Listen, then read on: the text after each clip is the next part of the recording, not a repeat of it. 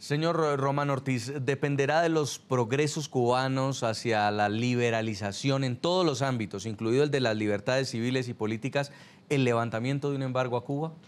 Bueno, yo creo que el problema es que de alguna manera eso depende del Congreso de los Estados Unidos, por un lado. La administración Obama, para dar estos pasos unilaterales, ha enfrentado directamente al Congreso de los Estados Unidos, que es de mayoría republicana y que evidentemente se opone a estos movimientos unilaterales del presidente Obama, y en consecuencia resulta muy difícil que el Congreso vaya a dar pasos en la dirección de levantar el embargo. Más allá de eso, el régimen de Castro ha dejado absolutamente claro todo el tiempo que este cambio es un cambio unilateral por parte de la administración Obama y que ellos no están en ninguna obligación de cambiar nada, digamos, de modificar en absoluto nada con respecto a su comportamiento en términos de violaciones de los derechos humanos y en términos generales del régimen totalitario con el que mantienen bajo control en la isla. En consecuencia, yo creo que eso va a bloquear los siguientes pasos. El embargo va a continuar, al menos en lo que se refiere a las normas que dependen de la aprobación del Congreso, pero lo que va a seguir haciendo Obama es una serie de medidas que puede tomar el Ejecutivo para ir facilitando los contactos comerciales, la inversión norteamericana e ir erosionando el embargo, ¿verdad? Los casos como el de Shirley Ávila son muchos disidentes cubanos que siguen siendo golpeados, que siguen siendo atormentados, censurados en la isla y escuchan las noticias de reapertura de relaciones, pero no ven cambios dentro del régimen de los hermanos Castro. Sin embargo, hay un caso aún mucho más grave y es el de la muerte de un opositor el 22 de julio de 2012, Osvaldo Payá. Iba en su vehículo, iba conducido por uno de sus colegas y en algún momento este vehículo termina estrellado en la carretera y Osvaldo Payá pierde la vida. En lo que dice el régimen castrista fue un accidente de tránsito, su familia alega que fue un homicidio, que fue algo preparado para que este estrellón finalmente se produjera y acabara con la vida de un opositor cubano. Hemos invitado desde nuestros estudios en Nueva York a Javier Elaje. Él es director jurídico internacional de Human Rights Foundation, máster en Derecho Internacional por Columbia University en Nueva York y por la Universidad Complutense de Madrid en España, que a propósito de los 3 años del fallecimiento de Osvaldo Payá han presentado un informe revelador en el que se establece que este accidente sí habría sido provocado. Señor Elaje, bienvenido al programa La Noche. Gracias, Jason, por la invitación. ¿Qué encontraron ustedes? ¿En qué fuentes se basaron? Y finalmente, ¿cuál es el diagnóstico que hacen ustedes de lo que le ocurrió al señor Osvaldo Payá?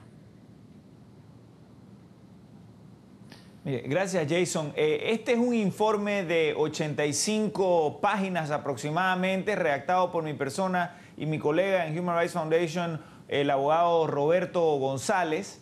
Y hemos visto toda la evidencia disponible, tanto al sistema judicial cubano como al público en general.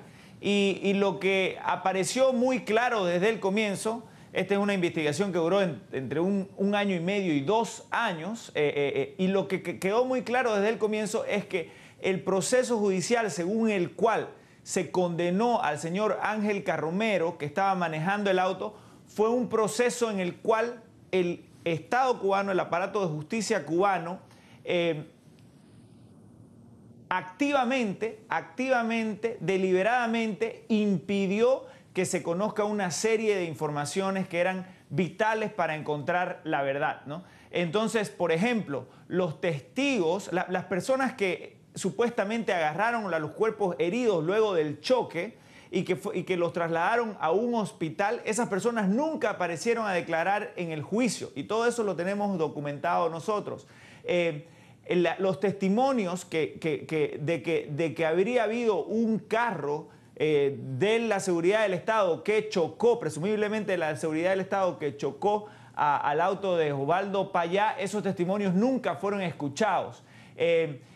Al momento de llegar Ángel Carromero al hospital, fue rodeado por agentes del ministro del Interior que desde el comienzo comenzaron a hacerle cambiar la versión de los hechos. Él desde el comienzo sabía que venían por kilómetros ya siguiéndolo este auto Lada rojo y que en un momento los chocó y lo sacó de la carretera.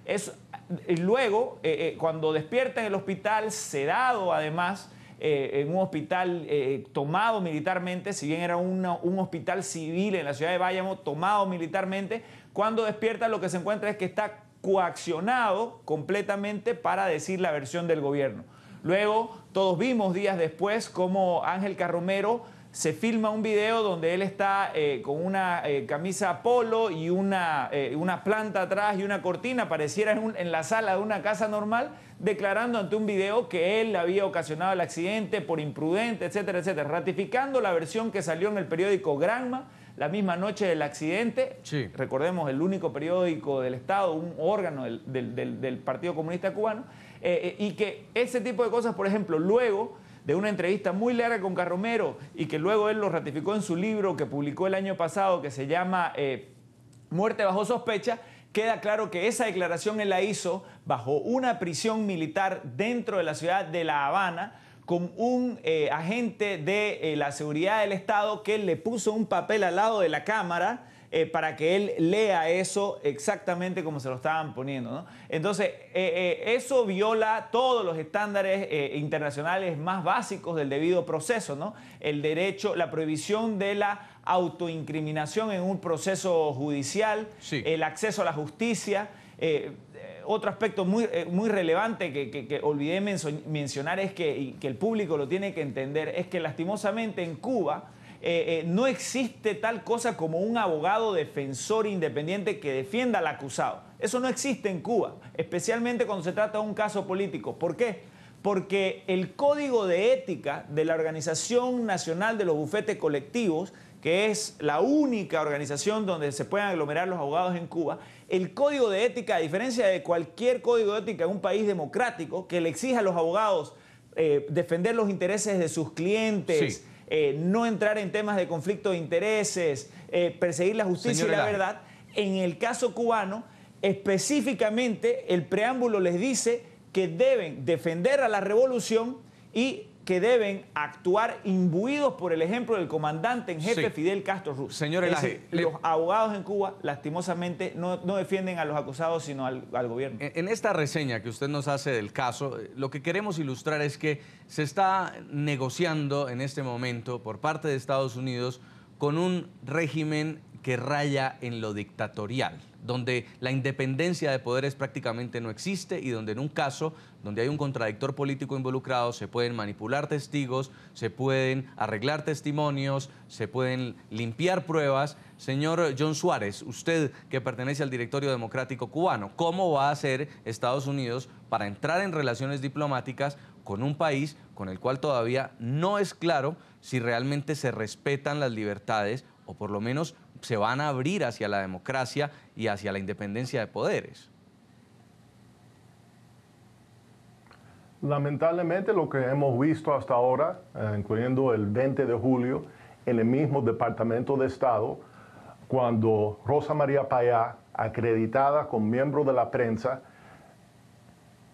fue llevado a un lado por el vocero, un señor Kirby, del Departamento de Estado, amenazada que no podía hacer preguntas en esa conferencia de prensa donde estaba el canciller cubano y el secretario de Estado John Kerry. Y yo creo que es importante contrastar el tratamiento de Rosa María Payá el 20 de julio en Washington con el trato que recibió su papá en el año 2003 cuando lo recibió en el Departamento de Estado el secretario de Estado Colin Powell. Es un contraste abismal y apunta a una política que va en contra de los valores fundamentales de Estados Unidos.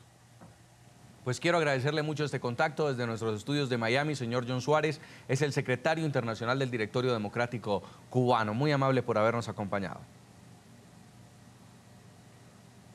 Gracias por la invitación y gracias por tener unos colegas tan distinguidos y tan bien informados en este programa. Muy amable. Vamos a hacer una breve pausa en el programa La Noche. Ya vamos a continuar conversando con nuestros panelistas. Hoy le estamos preguntando a nuestros televidentes a través de Twitter, ¿cree usted que el restablecimiento de relaciones diplomáticas entre Estados Unidos y Cuba contribuye a forjar la democracia en la isla dominada por la dictadura castrista? En segundos regresamos para evaluar también la relación que está tendiendo Estados Unidos con Venezuela, otro de los gobiernos latinoamericanos muy cuestionado por violaciones a los derechos humanos. Ya volvemos.